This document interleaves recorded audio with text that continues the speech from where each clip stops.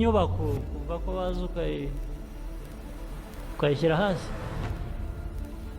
oya ndakwica mbere y'uko ugera buri wese ndakumerera nabi rwose ntabwo buriya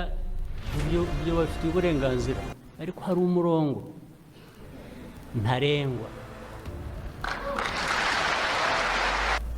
ariko hafi igihe utaragera kuri wa murongo ndakwihorera ariko nugeraho ntabwo umenya icyagukubise nabo baza ku mipaka bagakoronga murabizi